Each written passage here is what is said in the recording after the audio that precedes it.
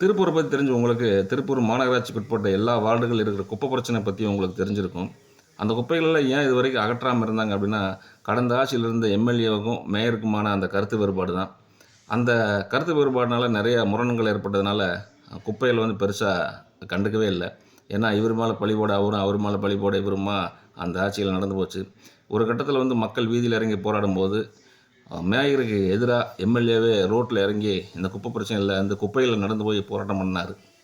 ஆனால் ஏன் அந்த குப்பைகள் அகற்றப்படலை அப்படின்னு சொல்லி இன்றைக்கி ஒரு சமூக ஆர்வலர் வந்து இன்றைக்கி ஒரு வீடியோ போட்டிருக்காரு.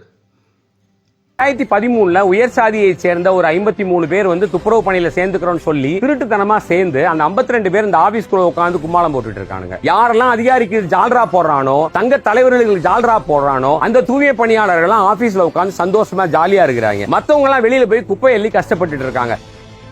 தூய்மை பணியாளர்களுடைய நிலைமை திருப்பூர்ல என்ன அப்படின்னு பாத்தீங்கன்னா 517 நிரந்தர தூய்மை பணியாளர்கள் இருக்கிறாங்க. கடந்த 2013 உயர் சாதியை சேர்ந்த ஒரு 53 பேர் வந்து துப்புரவு பணியில சேர்ந்துக்கிறோம்னு சொல்லி திருட்டுத்தனமா சேர்ந்து அந்த 52 பேர் இந்த ஆபீஸ்க்குள்ள உட்கார்ந்து கும்மாளம் போட்டுட்டு இருக்காங்க. 4ஆம் கிளாஸ் படிச்சவங்க இங்க பியூன் வேலை பார்க்கறான். அதே துப்புரவு பணியாளர் 10ஆம் கிளாஸ் 11ஆவது படிச்சவங்க குப்பையில உட்கார்ந்துட்டு இருக்காங்க. இது என்ன நீதின்னு தெரியல. இவங்களை சார்ந்த அந்த தொழிற்சங்கமும் அது சரின்னு சொல்லுது. அது போக ஒரு 50 பேரை இவங்களே ஒரு சீனியர் மேஸ்திரி ஒரு 50 பேரை தேர்ந்தெடுத்து அவங்க படுத்துற பாடு இதே சொந்த மக்களையே, சொந்த துப்புரவு பணியாளர்களே படுத்துற பாடு பெரிய பாடு. இவங்களுக்குள்ளே ஏகப்பட்ட விகல்பங்கள். ஒரு 50 வயசு ஆன ஒரு பெண் தூய்மை பணியாளர் வெளியில குப்பை அள்ளுறாங்க. 35 வயசு இடுதடிய நாட்டம் உள்ள வந்து பியூன் வேலை பார்க்கறான். அதிகாரி வீட்டுல போய் பெஞ்ச் தொடச்சிட்டு இருக்கான். இவங்களும் துப்புரவு பணியாளர்கள் இதை கேட்கிற மாதிரி தெரியல. ஒரு சங்கத்தின் பின்னால் செல்லுகிறார்கள். அவர்கள் என்ன சொல்றாங்களோ அதை அப்படியே கேட்கறாங்க. இந்த நிலை மாற்றப்பட வேண்டும். துப்புரவு பணியாளர்களை 517 பேரையும் முறையா பயன்படுத்தினா திருப்பூர்ல குப்பை பிரச்சனை பாதி தீர்ந்து போயிடும்.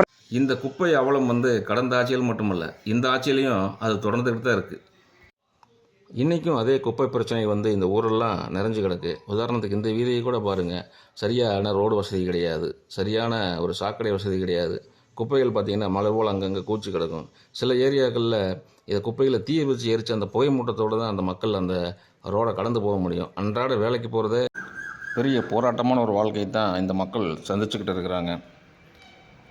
இதுக்கான தீர்வு எந்த ஆட்சியிலும் கிடைக்காதுன்னு நினைக்கிறேன். ஸோ இந்த வீடியோவில் நம்ம என்ன தெரிஞ்சுக்கிறோம் அப்படின்னா, திருப்பூர் மாநகராட்சியில் மட்டும்தான், அதுவும் இந்த தூய்மை பணியில் மட்டும்தான் ஊழல் நடக்குதா அப்படின்னா இல்லை. இதே மாதிரி அரசு சார்ந்த எந்த ஒரு துறையாக இருந்தாலும், எந்த ஒரு பொதுமக்களுக்கான வேலை திட்டமாக இருந்தாலும் எல்லா துறையிலையும் ஊழல் நடக்குது.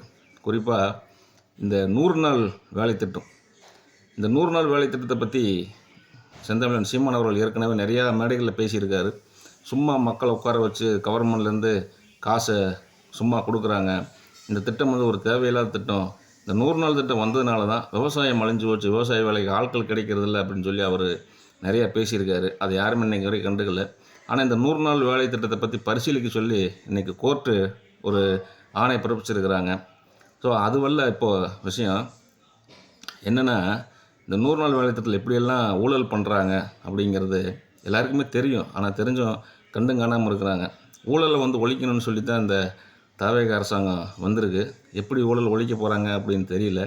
ஆனால் இந்த குப்பை பிரச்சனை மாதிரியே 100 நாள் பிரச்சனை எப்படி ஊழல் நடக்குதுன்னா, வேலைக்கே வராத இந்த குப்பை பிரச்சனைக்கு தூய்மை பணியாளர்கள் வந்திருக்காங்கள இந்த உயர்ஜாதி மக்கள், அது மாதிரி இதுலேயும் உயர்ஜாதி மக்கள் வந்து 100 நாள் வேலை பணியாட்களாக இருக்கிறாங்க. அவங்க வேலைக்கெல்லாம் வரமாட்டாங்க. இந்த ஒருங்கிணைப்பாளர் இருக்காங்கள்ல, அவங்க வந்து அவங்க பேரில் இவங்க வந்து ஒரு அடையாள அட்டை வாங்கி வச்சுக்குவாங்க. வர்ற காசில் அவங்களுக்கு பாதி இவங்களுக்கு பாதியாக பிரித்து எடுத்துக்கிறாங்க. வேலைக்கு வர்றதுங்கிறதெல்லாம் சாத்தியம் இல்லை. ஏன்னா ஒரு 10 பேர் 15 பேர் மட்டும்தான் அந்த 100 நாள் வேலைக்கு போவாங்க. 100 நாள் வேலையில் 100 பேர் இருந்தாங்கன்னா அதில் 20 பேர் தான் வேலைக்கு போவாங்க. மீதி 80 பேர்த்துடைய சம்பளம் ஊழலாக ஒருவர் கையாண்டு கொண்டிருக்கிறார். இது எல்லா ஊர்களிலும், எல்லா மாநகராட்சிகளிலும், எல்லா வார்டுகளிலும், எல்லா கிராமங்களிலும் இது நடந்து கொண்டிருக்கிறது.